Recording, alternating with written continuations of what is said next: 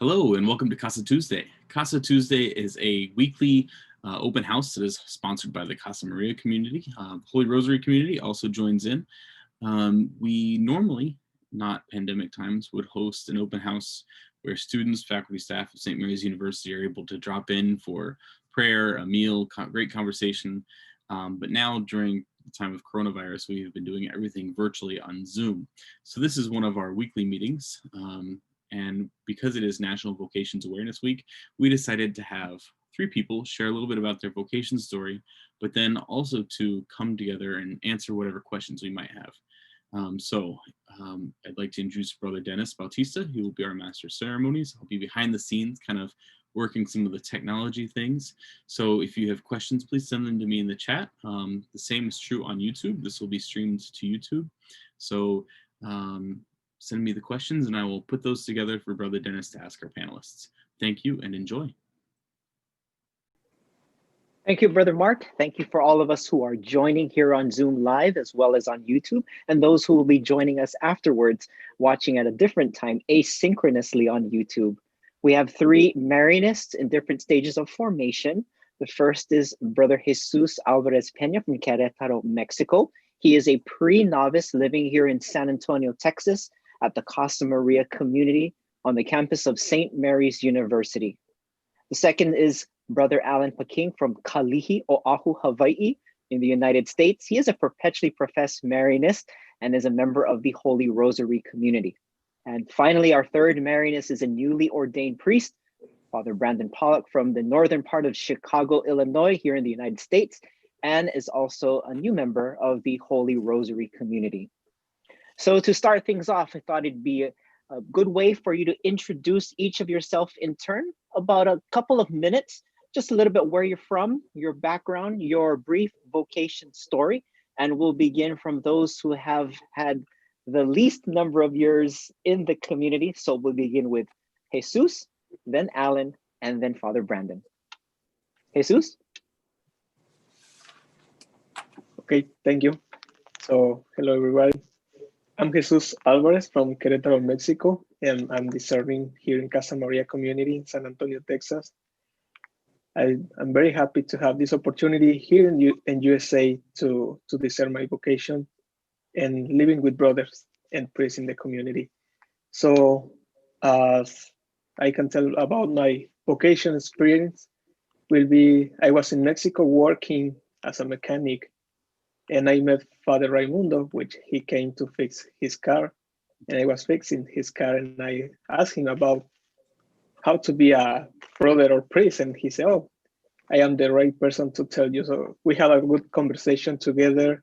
I was working in his car, and he was telling me about Marianist life. So at that time, I got interested and so I went to the community in Querétaro, Mexico, and I met brothers, and I started to feeling that I want to be there, and it was something very special to me to know about the charism, about Mary, and seeing how the brothers were living together in the community.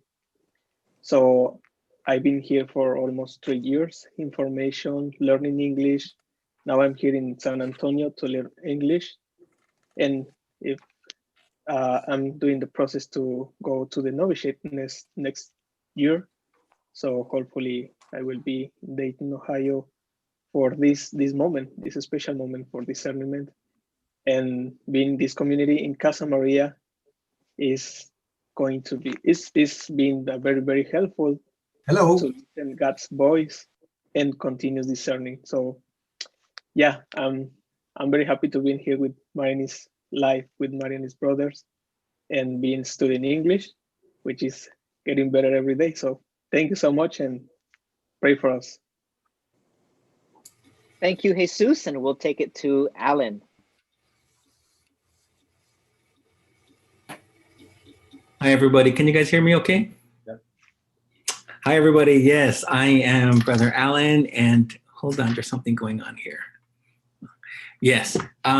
So I've been here 2 years, and I am currently working at the university in the Office of Community Engagement. My vocation story is not unusual, but it took a different path. For myself, I grew up in the church and very happy to be part of the church because in my small community in Hawaii, that's where I learned what community was. And it was the people around me, the family and the friends who really supported our vocation and our faith. And I attribute that to many of our brothers and priests and sisters that were staffing the school and the church that I was in. I actually came in at a later stage in life, into religious life, and I'm so glad that I did. I was always open to the call, but never had I thought I would be a religious brother. I always looked at a brother or a sister or a priest and always admired them, but never did I think, never did I thought I would be one of them. And the call was always there for myself. My family has been very supportive of vocations, but never had I thought I would be part of it until someone said, hey, you know what, have you ever thought of being a brother or religious? And I thought, oh my God, I don't want to do that. It's like the last thing on my mind, but I always admired them. But for myself, I actually tried to join the Marinists once before, but for me, it wasn't the right time. I was exposed to the Marinist charism in high school. I went to a Marinist high school in Hawaii. And at that time, we did learn about the charism and about Father Chaminade, etc. But only until later, after I left, how much I appreciated what the charism meant. When I was discerning about going into a life like this, I looked at the charism, what drew me to the brothers, what put them together, what was important to them. And for me, it was Mary. The guiding force was Mary behind everything, always leading to Christ. And I love the charism because it includes all, it welcomes all, and it gives people voice.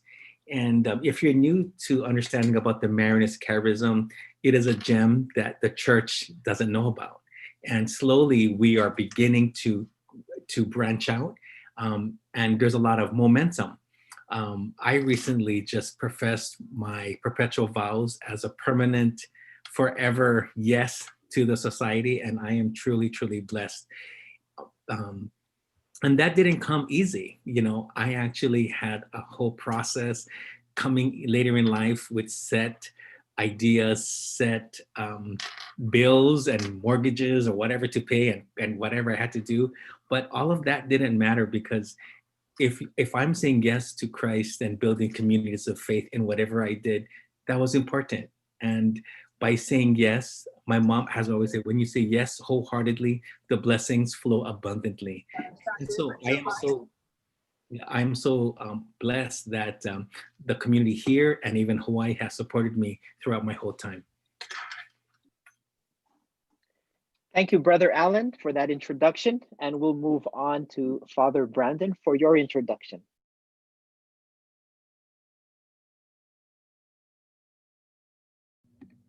Okay, can you hear me now? Very good. Yeah, my name is Brandon. And as Brother Dennis said, I grew up in suburban Chicago. And I guess I first met the Marianists at the University of Dayton. I was on a college tour, like a campus tour, during my senior year of high school. And there were no students on campus because it was Thanksgiving time. But I distinctly remember a moment when I said, this is where I'm going to college, this is home. And I didn't think of it as a religious thing at the time. I certainly didn't think of it as part of a religious vocation, but it happened to be that I was at that moment right under a statue of our Blessed Mother, not far from the library on campus. And when I look back on that moment, I think that was really Mary saying, come on in under my mantle. It was the beginning of an invitation to a religious vocation in her society. But during my college years, I didn't think much about joining the Marianists. I knew brothers and priests as professors, as campus ministers, and without fail, every year, the brothers invited me on a discernment retreat. And every year I said no. I said, you got the wrong guy, maybe my friend Adam, maybe, whoever, but not me. I loved them, but I didn't want to be one necessarily. But maybe towards the end of my years at UD, a number of my friends who had also been kind of taken, captured by this Marianist charism, captivated by it, they were making a commitment as lay Marianists, and they allowed me to kind of join in with them. So I got some formation as a Marianist lay person. And after graduating, the very last thing I did before leaving Dayton was I became a contact. So that was my way of saying, okay, this vocation question, I'm gonna pray about it. I'm gonna think about it. Maybe God is calling me to live as a Marianist brother or priest in Mary's society. So from there, I went to Los Angeles and I taught for a few years and wasn't quite sure, is this what God's calling me to do? I was teaching and thinking about other things. But at a certain point, it was kind of like this question was deep down within me, is God calling me? And I said, I could go on 20 more retreats. I could read 20 more books. I think the only way I'm going to know is if I try. And I mean, I wasn't sure of that. There were a lot of fears and all kinds of things, but I said, I got to give it a try. And I kind of tried hoping that it wouldn't work out, that I could rule out this option. But it's just kind of kept working out. There have been some very powerful moments and powerful kind of coincidences in prayer and just encountering certain people where I was like, oh, that was, the Lord kind of pointing me in this direction. But most of the time, God's voice has come through ordinary life and people, and then the peace that has come in my heart with living this life. So I'm very, very grateful to God and to our Blessed Mother for this vocation, which I never would have sought out on my own. But like I said, I'm deeply grateful for. So. Thank you, Brandon, Alan, and Jesus for sharing a little bit of your introduction as part of our National Vocation Awareness Week. 3 Marianists joining us here live in different stages of their own journeys of their vocation as Marianist religious. And I want to encourage those who are joining us either through Zoom or on YouTube to think about some questions that you'd like to ask. And you can either feed them through the chat here on Zoom or comments on YouTube, or even open up your microphone when there is an opportunity by raising hands if we have a number of questions, which we'd like and we want to encourage, because Vocation Stories is about conversations and learning about each other's journey. So one question that often gets asked, and I'll open it up to all 3 of you in no particular order, the Spirit can move you as you respond. How do you deal with family pressure, either pushing you either to avoid a religious vocation, or maybe in some case push you to a religious vocation or an order or a vocation that you may not necessarily agree with? How do you deal with that family pressure?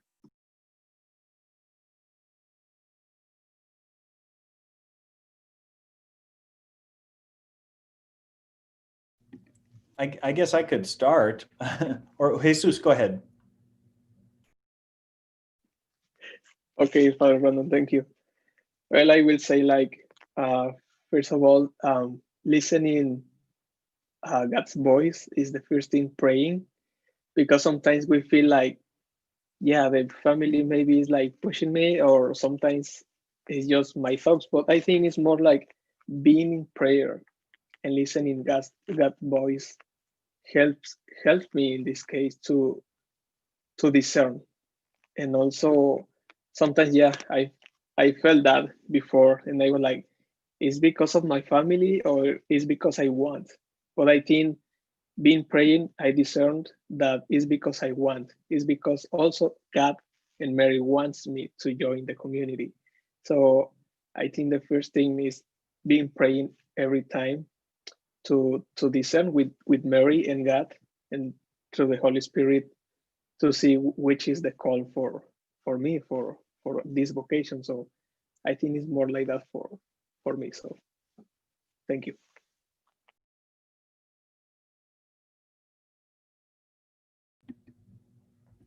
And I guess that's a very beautiful answer, because yeah, prayer is the answer to so many things.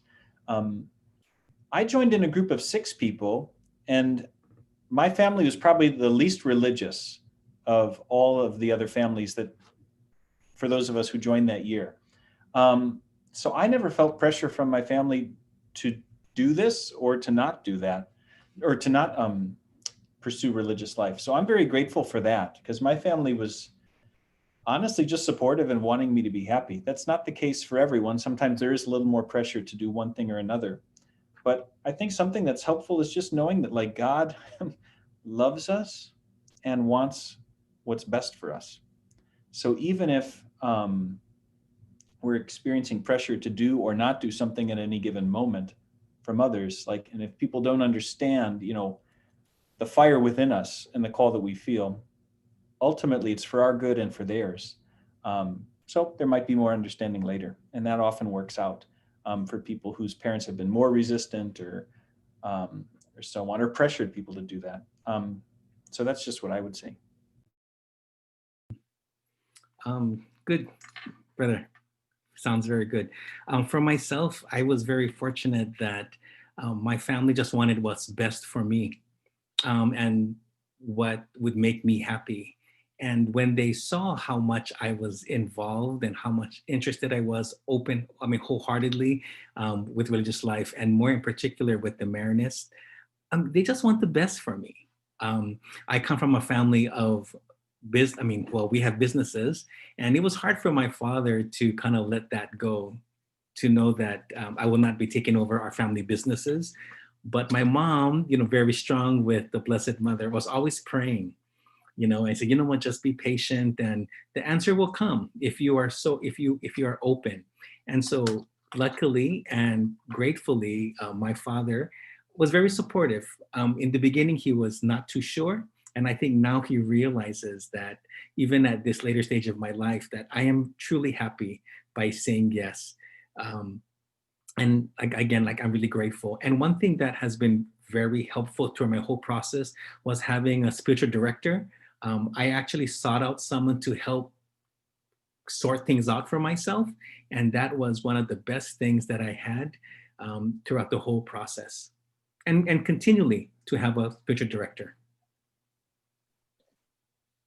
Thank you for answering that. Once again, we thank Brandon, Alan, and Jesus for joining us on this National Vocation Awareness Week. And we've got 3 Marinists in different stages of their Marinist vocation and journey, fielding questions for what is religious life like, and how have you been called, and what were some of the challenges and graces. So I'll pause for a moment to field any questions. If someone would like to ask a specific question that our panelists can respond to, you can either open up your microphone or post them on the chat for everyone to see, and we'll pose those questions to our panelists this evening.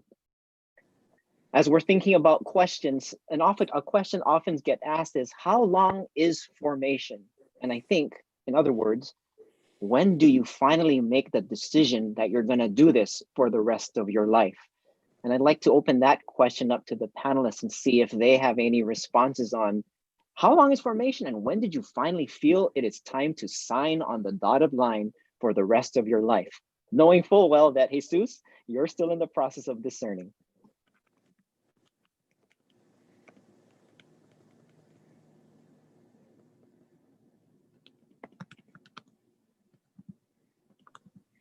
I'm going to start. I have to admit that when I attended a profession of vows ceremony, it was Brandon's in, I think, 2012, was it, Brandon? I think your first vows. And I think for me, attending and seeing how loved and how supported brothers were, or those in formation, it really it pushed me to say, yes, I want to really say yes to the process, to begin the process. And what really got to me was when, during the vow ceremony, there is a time when the presider will ask the brothers for their support and love. The presider will also ask our sisters, will also ask our Marinist family, our lay collaborators, our those in Marinist lay communities. And for me, I felt so supported that if I'm going to take on this life, gosh darn it, I'm gonna have people alongside with me, and I'm very excited about that, to know that I'm gonna have a big support system. And for me, that was the case. When you talk about formation, it does take a while. You know, it's not a quick and easy fix. It does take, there is a process.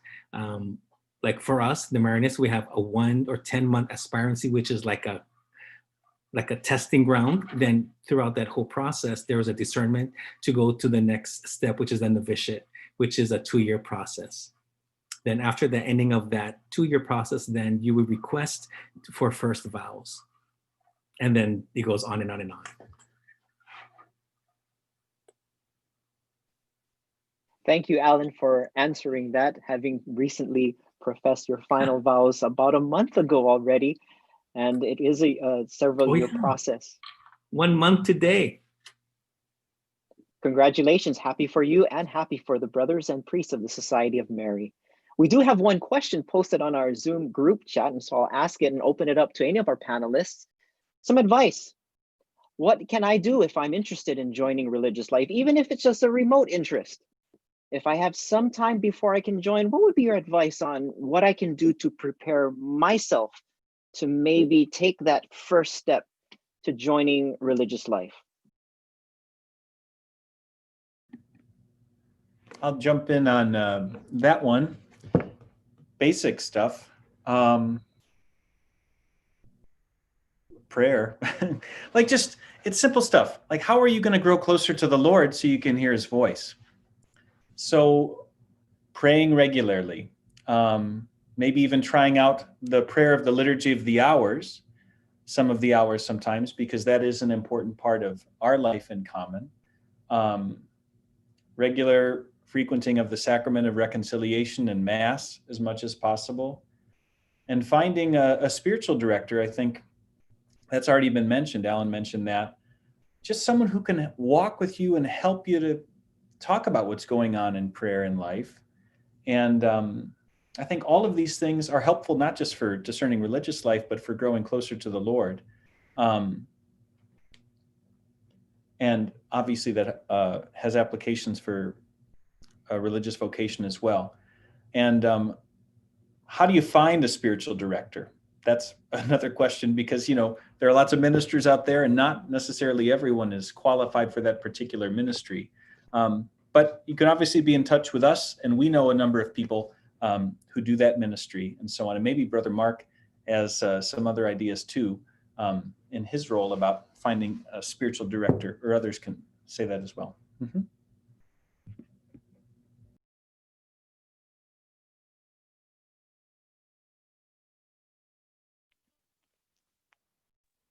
Okay, yeah, Father Brandon said the right answer, and I have in mind thing.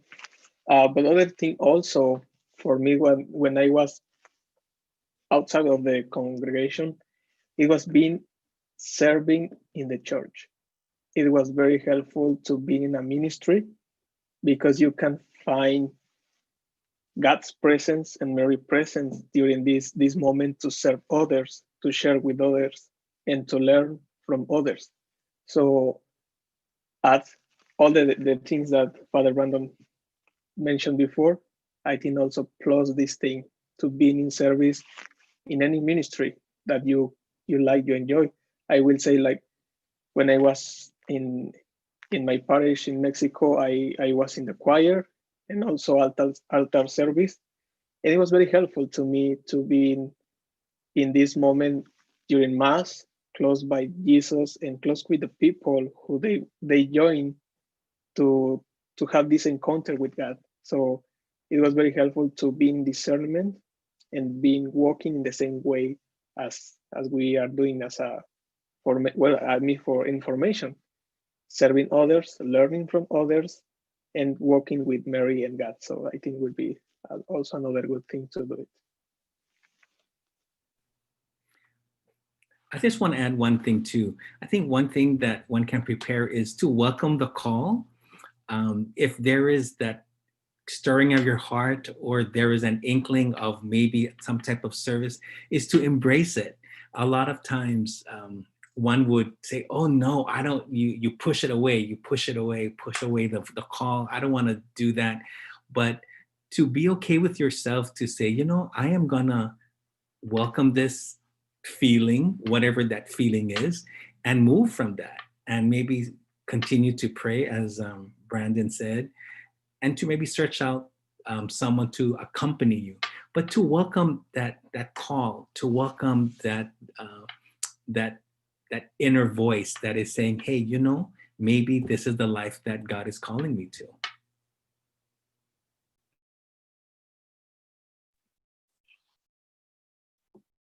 All three of our panelists have mentioned something about prayer, discernment, talking with others to hear your story and hear some honest feedback from a spiritual director or a spiritual mentor. So those are all important questions to ask as you discern any kind of call, a call to a career, a call to a vocation, a call to a particular way of life. And from our questions, we did have one here on the Zoom raising a hand. We have Brother Brian Zampier. You have a question for our panelists? No, I just wanted to add something to that about, it might be good to also read more about the Marianists, about our charism through publications that are, about Marianist spirituality that are offered at NACMS, the North American Center for Marianist Study. And Mark has, resources like that that can help people to, read more about it. Thank you, Brother Brian. We do have a number of resources, and by virtue of being close to a Marianist parish, a Marianist campus, a Marianist university, there's lots of good materials already out there. But often the most effective way is to learn how to tell your story. But sometimes that can also be challenging because, hey, joining a religious life is not something that a lot of people do today. And it might be something that could be weird. How do you tell family members, or maybe if you're seeing someone, like you might be involved in a relationship, dating someone, but you feel this call to religious life? How do you talk to family and friends about discernment?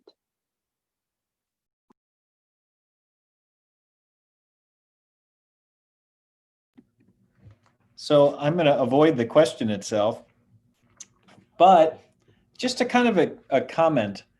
I think at least in the US, maybe, I don't know, a generation or two ago, if someone were to say, I'm thinking about a religious vocation, and they came from a Catholic family, there would be so much cultural support for that. It would have been encouraged. People would have said, hey, great idea, good job. It would have been something people wanted. And today, for the most part, I mean, that's not the case. If you're going to say, hey, I'm going to get married, you're going to get that support. But if you say, I'm thinking of a religious vocation, people will be like, are you sure? It's going to be discouraged more than encouraged. So I think it's important just to note that that's something that's cultural. And, God transcends cultures. So how that works in terms of talking to family and friends about it, or, someone you're dating, that I think is a case-by-case basis. I'll leave that harder question to others to answer. But I think it's just good to note that, there's not as much support for thinking about it even that there would have been some years ago, or that there is right now in other countries and cultures beyond the US.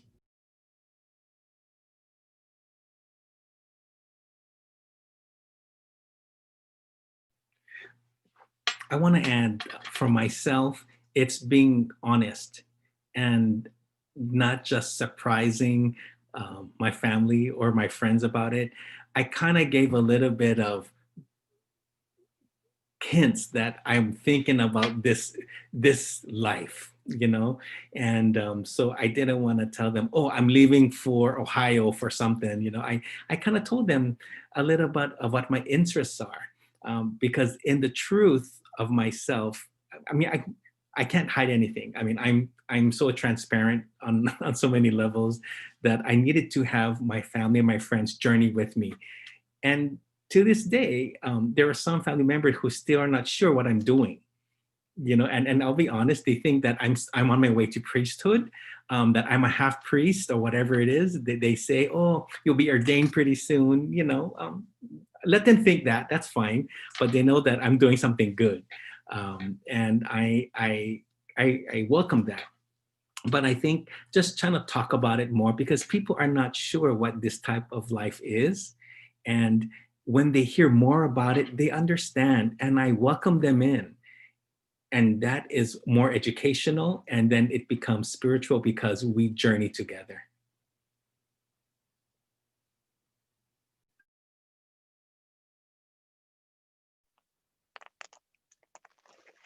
I think it's not an easy question for me, but I think I have been receiving these kind of questions every time since I decided to join the community with my friends. Some friends, they say, oh, you are crazy, And I say, yes, I'm crazy, but I'm crazy for God. So I'm crazy because I love God and because I love Mary. And that craziness is good because I want to be with them. I want to have this experience. As I was crazy maybe before to be in Paris and I don't know, all this kind of stuff. Now I'm crazy because I love God. So this question is always with friends, with new people. And it's like, why in 2020, 2020, why are you doing that? We have more kind of vocations, but I say because that is the plan from God. So listening God's voice and makes me think, make me decide to do this kind of vocation. Because why I doing? Because I'm happy, because I enjoy, and because I told you before that I was doing service in the parish. That time was also awesome time for me. I was enjoying this time, and I say I want this kind of life forever. So I know it's, as I told them, as you decide your vocation, get married or career or everything, it's like somebody got a career from doctor, and I will say, why you doctor? You could be I don't know, a mechanic, but why doctor? It's because you love, it's because you want, it's because you are discerning right, and you are listening your heart, your feelings. And in this case, in vocation, I think we are listening God's voice and also our heart to do our vocation as we like, as we love, and being with God. Thanks. Thank you to each of our panelists who are part of our celebration of National Vocation Awareness Week, 3 Marinists in different stages of their vocation. And some questions I'd like to encourage those who might have to either post them on our Zoom chat or on YouTube comment, and we'll try to field them for our panelists to respond to them in an open and honest forum like we're having here. One question that often gets asked is, and to be honest, hey, you ever felt like leaving? If so, what made you stay?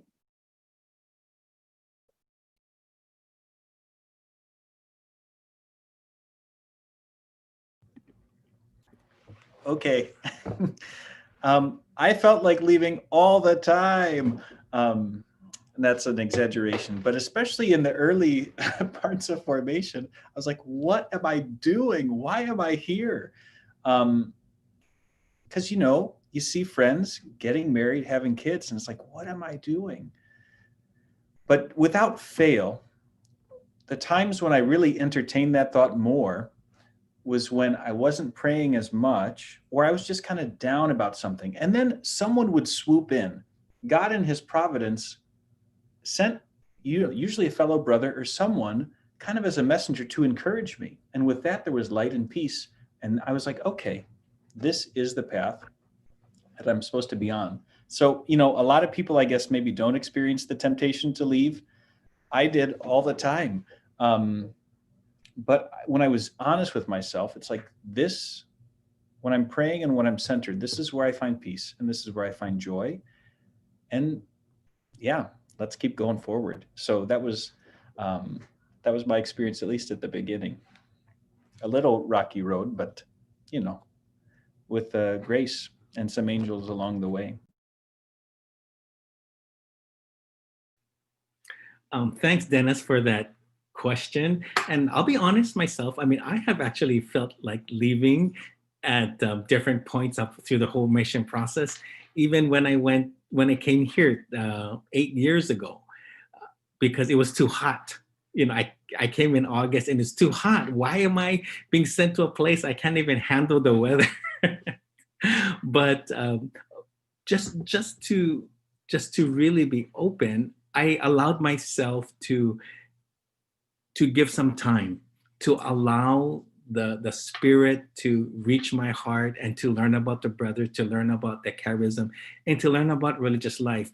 One thing that really made me stay was the care of the brothers. Of course, we know, like every family, you have good people who you hang out with, people who you like, people who you don't like so much, but then you love them just the same. But then we have formators that accompany you, who kind of address those issues, and those characteristics of how to be a family person, how to be a family person. And I appreciated that. People really told you straight up what you're doing or what you have to reconsider. And sometimes I didn't like what they had to say. Maybe I was blinded by my own selfishness, or because I brought my own understanding of certain things and not a more generalized thinking about others. But I appreciated people telling me what I needed to work on, or to consider what I needed to change, so that I have a more community-minded spirit. So, these are things that helped me kind of stay on. And as Brandon said, God sends messages or signs when you most need it the most. And I can truly say that when my prayer life is not good, my temptation is much greater. I depend on my prayer life, my meditation, and also my brothers to be alongside with me the whole time. And so I'm glad that I made it this far and to go forward, because it is a communal thing, and I'm glad it is.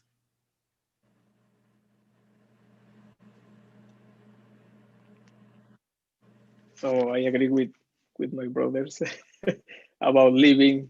I think more in the beginning, in the first time. I remember my first year in discernment as aspirant. I was like, almost every week I want to leave, more when my family were going to vacations or having fun. And I was like, why I'm here praying? It's like they are having fun and I'm here just praying in the same place. But I think it was something very important and something very special to me to have this balance or these decisions, because that makes me to mature my vocation. So yeah, I was raised many times when you think about live community, because uh, maybe it depends how it was our life in the past, or lifestyle in the past. So it is something that, yeah, as you mentioned before, like people are having kids, and it's like, yeah, why I'm here. I should live and have my family, and it's the same way to serve God. But I think being here in discernment, and as Alan mentioned, that we can hold this vocation with our brothers, with our spiritual directors, and it's something very important to being in a community. And sometimes I say, why I want to live? Sometimes it's for small things, because I want to have fun, because I want to be with my friends, or just go back with my family. Being USA, my family is in Mexico. Sometimes it's small things, but if I balance, it's like, no, I've been happy here. I've been listening, Mary and God, and I can continue discerning my vocation. If I live, I think I will be happy too, but I've been more happy here. So it's like being happy and being in discernment, having this opportunity makes me to continue. But more than that is all the prayers from everybody who are praying for us is our support to continue in this process. So I mean, is this question always more? I think more in the beginning, but I know that it will be for all our life. this question that, am I right here or no? So just been praying and continues in this path. Thank you. Thank you, Jesus, Alan, and Brandon, for those truly personal, but also very honest responses. And as we have about 3 minutes left before we wrap up this Casa Tuesday edition with the celebration of National Vocation Awareness Week with 3 of our Marianists, I'd like to open it up to the wealth of knowledge of some of the other professed Marianists who are joining here, who've lived at it just a few more years longer than a few of us here. If they'd like to close with a few short words of wisdom about those who might be discerning a possible call to religious life or Marianist religious life in particular.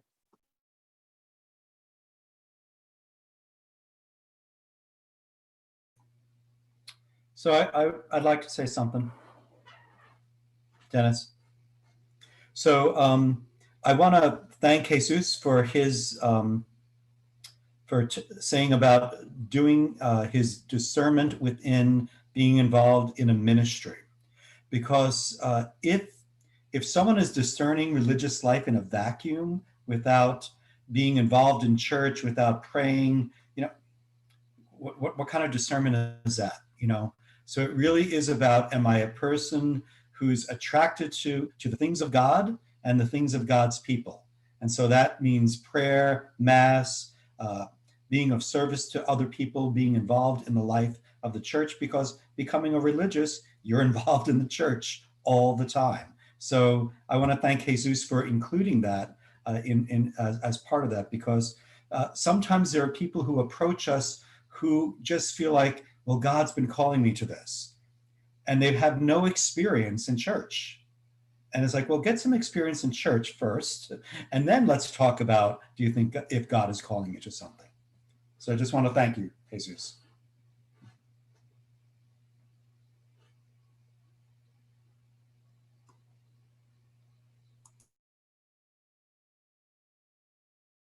Okay, thank you, Father John, for that additional word of wisdom and advice. That's very practical for those of us who are still discerning and for questioning whether or not am I being called.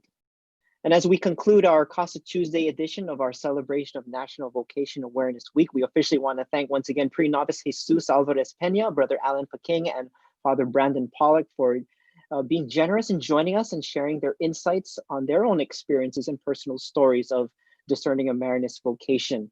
We want to thank all of those who also joined us tonight, because your interest, your support, your prayers, even if you're not discerning Marianist religious life, the fact that you care about it, the fact that you logged in and joined and taken the time to even think about it, affirms those of us who've made our life choice to try our best to live this in a sincere and authentic way. So on behalf of the Casa Maria community and the Vocation Office, we thank you, and I return it to our host, Brother Mark Motes, our National Marianist Vocation Director. Thank you so much, Brother Dennis. Unfortunately, we need to wrap this up because we are about out of time, but I'm still seeing a few questions come in, including some worried about parents' future, how often will you be able to see family? So it sounds like we need to have this again, some type of further question. More questions, that's wonderful. So let's do this again sometime. I want to be respectful to people's time, but I also want to be respectful to your questions. So I promise I will save these questions. Although another option is make one of these people buy you a cup of coffee and sit down and talk to you about it. They can send me the bill, that's fine. But I think it's a really important thing to continue this conversation, that it doesn't end here. Let's bring this home. Let's bring it to our prayer. Let's bring it to our families and friends and those that help us discern God's call in our lives. But ultimately, it comes down to listening to God, because God is the one that calls. It doesn't matter if Brother Mark or Brother whoever wants you to be a brother or sister or priest. It's ultimately God. So speaking of that, there is going to be a holy hour for vocations at 7 o'clock in Guadalupe Chapel. Father Brandon's probably on his way over there soon to get that set up.